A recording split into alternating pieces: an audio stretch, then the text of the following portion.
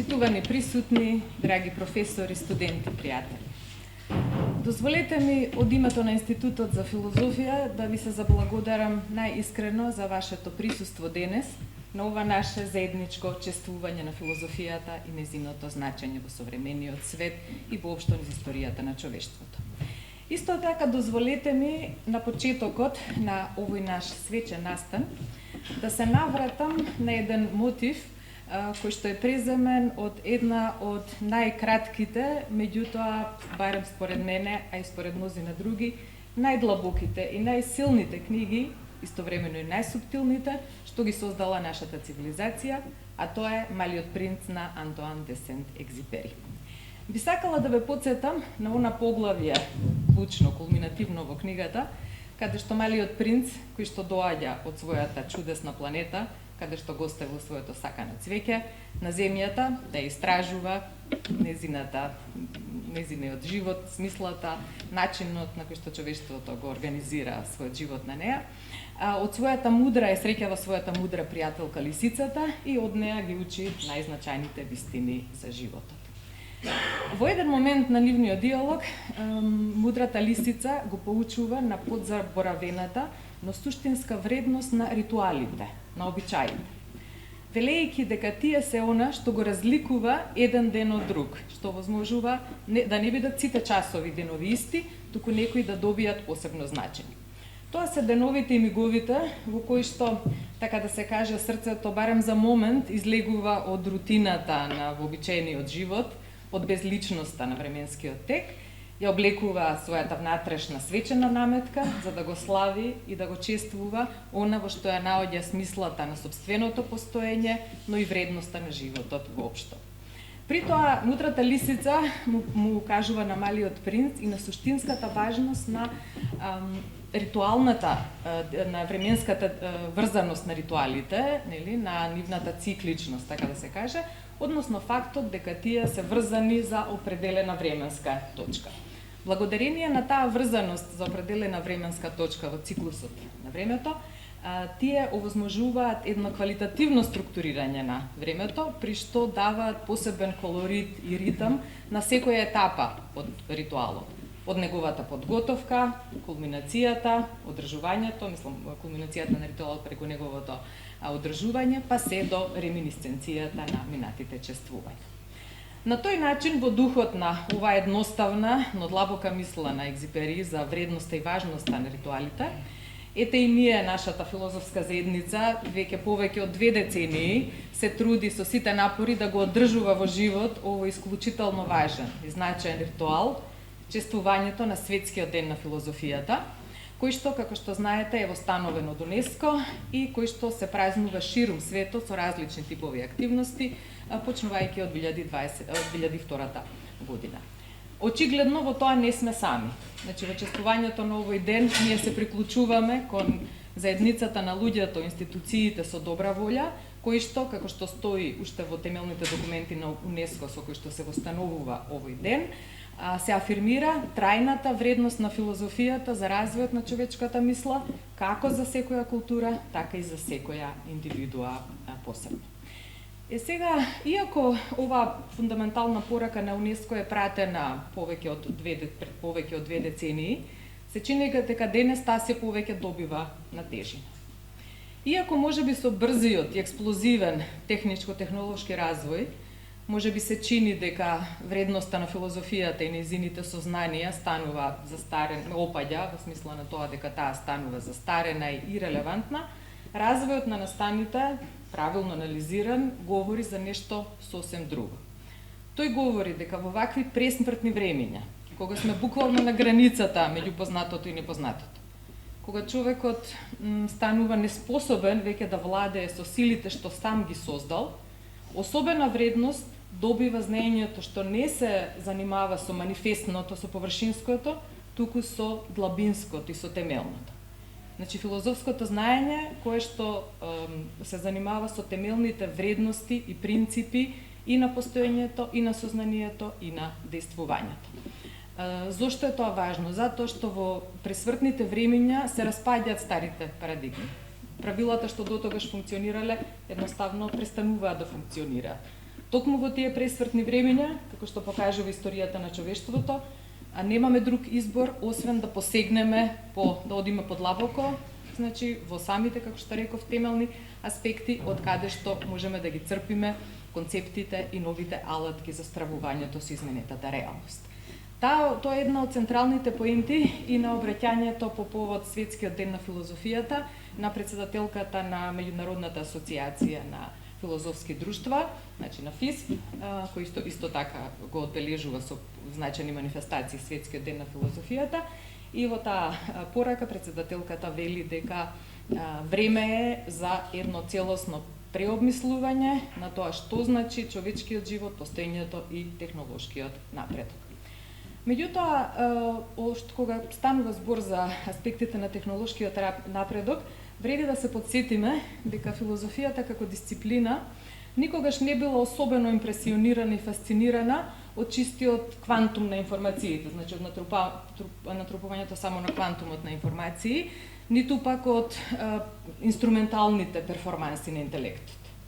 Значи, таа постојано се стремела кон нешто посуштинско, подлабоко и почовечко. Затоа што филозофите од секогаш знаеле дека информациите не се исто што и знаењето и дека интелигенцијата не е исто што и мудроста. Туку, всушност, токму напротив, информациите кои што не се издигнати на ниво на знаење и разбирање и интелигенцијата која што не е етички зауздана и емпатиски проникната е всушност деструктивна, една од најдеструктивните сили на човештвото. И затоа всушност филозофијата постојано инсистира на одржувањето на хармонијата на овие два аспекта. Значи, таа од филозофска гледна точка, веројатно, единственото нешто што може на некој начин да и фати каршила, како што би се рекло, на вештачката интелигенција, значи на една неорганска интелигенција, е природната или органската мудрост. Во времето на паметните машини, нас, она што најмногу ни е потребно, се всушност мудри луѓе, бидејќи само човечката мудрост може да ги обедини сите овие многобрени аспекти на знаењето и на нивната и на потребата од нивната интеграција. Меѓутоа, ако е тоа така, ако навистина, како што гласи пораката на УНЕСКО, филозофијата има трајна вредност за личниот и за општествениот развој, тогаш се поставува прашањето. Дали, ако ја прифатиме таа премиса, можеме филозофијата да ја третираме само како луксус, како некоја привилегија на некои малкумина одбрани личности, така, кои што имаат посебен афинитет, па да им препуштиме тие да се занимаваат со неа, онака како што сметаат дека е тоа потребно и како што посакуваат. Одговорот на ова прашање е не, и тука мислам дека една од најзначајните мисли што во 20-тиот век е развиена во таа насока е пледоајето на познатиот француски филозоф Жак Дерида за правото на филозофија.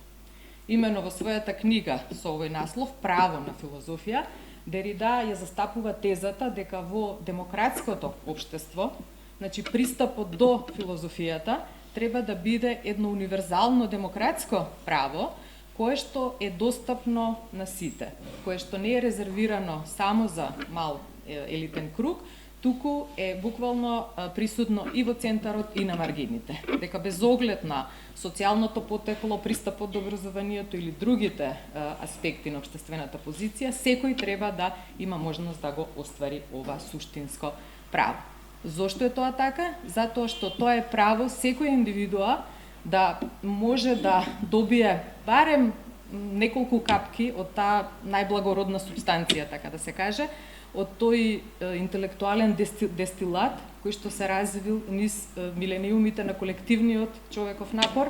да се најде начин со кој што постојано ќе се унапредува и ќе се подобрува начинот на кој што спознаваме, се организираме во општество и се однесуваме едни кон други.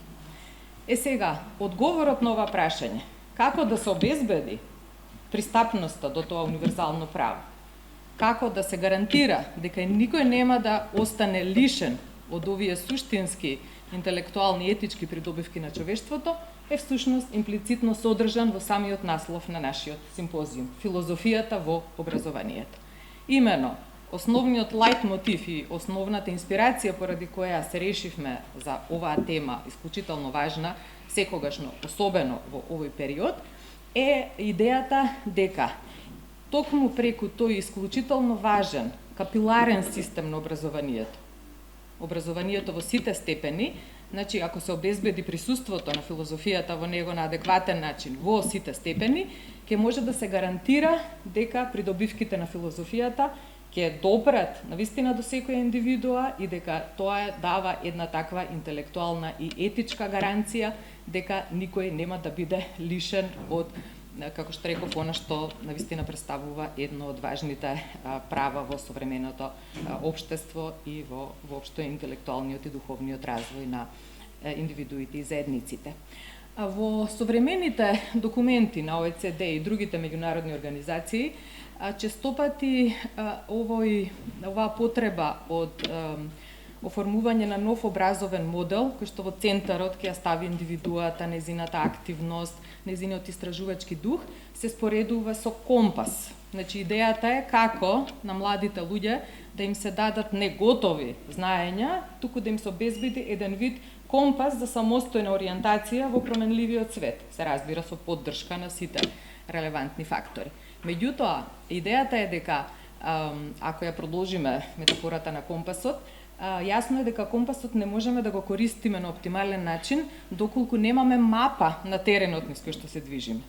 А во променливиот свет токму филозофијата е таа дисциплина која што ја одржува жива нашата, така да се каже, картографска свест, со која што се мапира и сферата на физичкото постоење, и на општествениот живот, и на духовната топографија на човештвото. Како што реков, за да се обезбеди присуството на филозофијата во образованието, тоа не значи дека е доволно само да се интегрираат филозофските предмети на различните степени на образованието според возраста и учениците и она што е педагошки соодветно за таа возраст и тој контекст. Станува збор за една многу подлабока трансформација, а тоа е всушност трансформацијата на целокупниот педагошки пристап, начинот на кој што се работи со учениците, но исто така и можеби уште поважно, начинот на кој што се пристапува кон образованието на наставниците. Иако зборувам за нов педагошки пристап, соодветен за предизвиците на денешното време, ако малку подлабоко се размисли, би можело да се застапува тезата дека од филозофска гледна точка тој пристап и не е толку нов, затоа што филозофијата по својата суштина секогаш се само дефинирала како учење, поучување и самопоучување. Значи, идејата за потреба од постојан саморазвој, од постојано самоусовршување на учителот, нели, во една најширока метафорична смисла, е неразделен дел од концептот на самата филозофија како дејност, затоа што во филозофска смисла идејата на учителот, наставникот или професорот е идеја за личност која што не пренесува, нели, готови знаења, туку личност која што инспирира, будејќи ја љубовта кон знаењето. Значи, личност која што повикува на морален развој, на мислење и на емпатичен и одговорен однос едни кон други. Значи, филозофскиот учител, така да се каже, е водач кој води без да заповеда и учител кој што ги следи своите ученици. Така што тој истовремено и чекор пред и чекор зад нив, затоа што, како што е кажано, нели, оној кој што не знае да следи, не умее ниту да води. И оттаму таа педагошка мисија, која што од секогаш филозофијата на некој начин ја афирмирала, во современите филозофско-педагошки концепции добива особено значење и еден нов специфичен израз. И на крајот, некако кругот одново не враќа кон почетокот, односно кон уште една значајна метафора или порака или мисла од Малиот принц на Екзипери, односно она поента дека најважното не може да се види со очите, туку дека тоа може да се види само со срцето. Значи, би рекла дека идејата водилка на новата педагошка филозофија, така да се каже, би била потребата истовремено да ги учиме нашите ученици, студенти и да се учиме самите себе си, истовремено да гледаме и со очите и со срцето. Значи да не се фокусираме само врз површинското, туку да се стремиме секогаш кон суштинските длабочини, затоа што многу филозофи и педагози во минатото и во сегашноста ја варираат една заеднички многу важна поента, дека ако го едуцираме само умот на човекот, мислам во смисла неговиот интелект, а го занемариме неговото срце, ако ги развиваме само когнитивните способности, а ја занемариме етичката димензија, значи димензијата на етичките вредности, емпатијата и взаимната одговорност, тогаш ние не само што потврламе во својата педагошка мисија, туку директно образуваме опасност за општеството.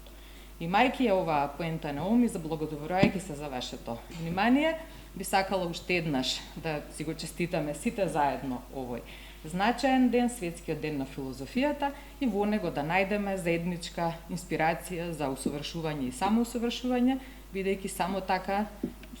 изгледа дека можеме да направиме барем мал чекор кон подобрувањето на нашиот заеднички свет, на кој што се поургентно и се подлабоко навистина му треба подобрување. Благодарам.